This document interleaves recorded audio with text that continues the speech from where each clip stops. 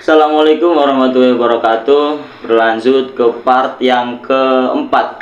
Nah, dari yang sudah video yang sebelumnya itu sampai part yang ketiga. Mari kita simak terlebih dahulu gimana kepribadian sosok beliau, Syekh Syarif Hidayatullah Sultanil Mahmud Ibni Sultanil Hud Mimbani Israel. Pertemuan Rara Santang dengan Syarif Abdullah cucu Syekh Maulana Akbar masih diperselisihkan. Bagian riwayat, lebih akuratnya mitos, menyebutkan bertemu pertama kali di Mesir. Tetapi analisis yang lebih kuat atas dasar perkembangan Islam di pesisir ketika itu, pertemuan mereka di tempat-tempat pengajian seperti yang di Majelis Syekh Kuro, Karawang, tempat berupaya bisa Nyai Subang Larang, ibu dari Rara Santang, atau di Majelis Syekh Datul Kahfi, Cirebon, tempat berupaya Kian Santang dan Pangeran Walang Sungsang, kakanda dari Rara Santang. Syarif Abdullah cucu Syekh Maulana Akbar sangat mungkin terlibat aktif menolong pengajian di majelis-majelis itu, mengingat ayah dan kakeknya datang ke Nusantara sengaja untuk menyokong perkembangan agama Islam yang telah dirintis oleh para pendahulu. Pernikahan Rara Santang, putri dari Prabu Siliwangi dan Nyai Subang Larang, dengan Abdullah cucu Syekh Maulana Akbar, melahirkan seorang putra yang diberi nama Raden Syarif Hidayatullah.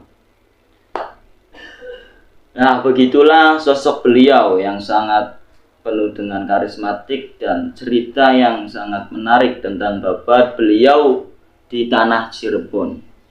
Yang pertama, pertemuan Rara Santang dengan Syarif Abdullah cucu Syekh Maulana Akbar masih diperselisihkan. Sebagian riwayat mitos menyebutkan bertemu pertama kali di Mesir, tetapi analisis yang lebih kuat atas dasar perkembangan Islam di pesisir ketika itu. Kenapa? Karena sejarah dari dulu sampai sekarang itu tidak akan pernah ditemukan sudut kemurnian keaslian dari sebuah sejarah. Kenapa pertemuan antara kedua orang tua beliau dikatakan di Mesir? Karena ayah beliau, ayah dari Sunan Gunung Jati, Syarif Hidayatullah, itu seorang sultan dari Mesir. Nah, bertemunya dengan istrinya, ibu dari Syekh Syarif Hidayatullah, itu di pesisir tanah Cirebon. Kenapa? Karena di zaman itu siklus perdagangan Islam itu melalui jalur laut. Jadi pendatang-pendatang dari Mesir berdatangan ke tanah Jawa ini untuk berniaga, untuk berdagang dengan orang-orang Jawa sekitar. Nah, dengan pertemuan itu kemudian ibu dari Sunan Gunung Jati menikah dengan kesultanan dari Raja Mesir itu. Ini hanya sebuah analisis dan mitos ya, untuk kebenaran bagi siapa saja yang menonton silahkan komentar Mas. Apabila ada ini dari sumber yang baik atau sumber yang dipercaya silahkan. Karena saya sendiri tidak bisa menjamin kebenaran dari sejarah itu. Ini hanya simpang siur dari artikel, dari omongan-omongan orang-orang yang tahu sejarah di daerah sekitar. Pertemuan mereka di tempat-tempat pengajian seperti yang di Majelis Syekh Kuro, Karawang. Nah, di Karawang itu ada namanya Syekh Kuro. Beliau itu pembabat atau pemuka agama di daerah Karawang, Syekh Kuro. Nah, pertemuan di zaman dulu itu banyak sekali terjadi di pertemuan-pertemuan majelis ilmu, pengajian. Kalau berkelanjutan di zamannya itu lebih identik dengan kata pesantren atau pondokan. Nah, di zaman dulu itu hanya namanya majelis-majelis ilmu. Nah, di daerah Karawang itu ada yang namanya Syekh Kuro. Beliau adalah pemuka agama di daerah kota Karawang. Berarti kalau dari Cirebon sendiri melewati kota Indramayu, melewati kota Subang, setelah Subang baru Karawang. Tempat berupaya bisa ini berupaya untuk lebih bisa memahami agama, ya lebih identik dengan kata pondokan atau pesantren, majelis ilmu ya.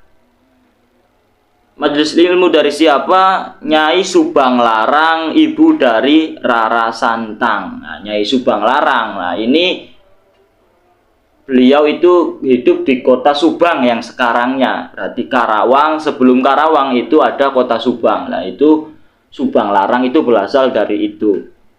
Beliau adalah ibu dari Rara Santang, adik dari Kian Santang, Rara Santang. Maju Karawang, tempat berupaya bisa Nyai Larang sama ibu dan Rara. Atau di Majelis Syekh Datul Kafi Cirebon, tempat berupaya bisa Kian Santang dan Pangeran Walang Sungsang. Ini menarik juga, Pangeran Walang Sungsang, kakanda dari Rara Santang. Berarti Walang Sungsang itu kakanda dari Rara Santang juga. Nah, bukan hanya di Karawang, majelis ilmu atau majelis belajar bisa, upaya bisa memahami pribadi atau memahami keyakinan agama itu di daerah Cirebon juga ada yang namanya Syekh Datul Kafi, yang sekarang pemakamannya itu bersampingan dengan beliau sendiri, Sunan Gunung Jati. Beliau Sunan Gunung Jati itu makamnya bukan di Gunung Jatinya, melainkan di Gunung Sembung, pecahan dari Gunung Jati. Ketika panjenengan sedoyo ziarah datang makomipun Sunan Gunung Jati, niku sanes Gunung Jati sing Gunung Jati niku sing makame Syekh Datul Kafi. Nah, sing makame Syekh Datul Kafi niku asli sing namine Gunung Jati. Di situ ada dulunya perkembangan Islam besar-besaran oleh beliau Syekh Datul Kafi yang mempunyai murid Walang Sungsang dan Kian Santang, kakanda dari Rara Santang. Syarif Abdullah, cucu Syekh Maulana Akbar, sangat mungkin terlibat aktif menolong pengajian majelis-majelis itu, mengingat ayah dan kakeknya datang ke Nusantara sengaja untuk menyokong perkembangan agama Islam yang telah dirintis oleh para pendahulu. Lah, bukan hanya beliau saja, dari ayahnya, kakeknya itu juga ikut andil dalam penyebaran Islam di tanah Jawa. Ini jarang sekali ya. Berarti awalnya juga bukan hanya Sunan Gunung Jati yang di situ, melainkan ayah, kakeknya juga ikut andil berperan aktif dalam menyebarkan Islam di tanah Jawa, di Nusantara ini. Sangat inspiratif sekali ya, karena di mana keturunannya terus berangsur-angsur. Dari kakeknya sama menyebarkan agama Islam, dari ayahnya kemudian turun kepada beliau Syekh Syarif Hidayatullah, menyebarkan juga di tanah Jawa.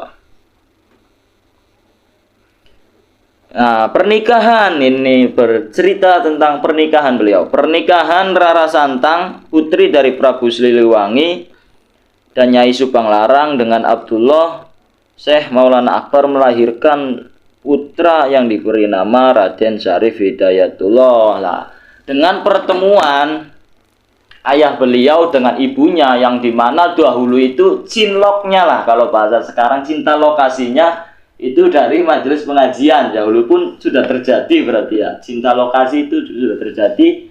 Beliau dari ayah Syarif Hidayatullah dari Mesir dan ibunya dari tanah Jawa itu akhirnya menikah, kemudian melahirkan sosok Al-Arif Billah Waliullah Syekh Syarif Hidayatullah itu. Jadi memang siklus kehidupan seorang wali itu memang kadang seperti ceritanya biasa, orang-orang biasa yang terjadi, tapi dari segi keturunan ke atasnya itu baik semua. Mungkin ada sebagian orang atau ulama yang mungkin bahkan lebih hebat ceritanya. Ayahnya bukan orang siapa-siapa, bukan orang yang hebat, kakeknya pun orang biasa, tapi mempunyai cucu dan anak orang-orang yang hebat. Tapi beliau Syekh Syarif Hidayatullah itu memang sanad keturunannya sampai ke atas itu sampai Rasulullah itu para pendakwa Islam atau penyebar agama Islam.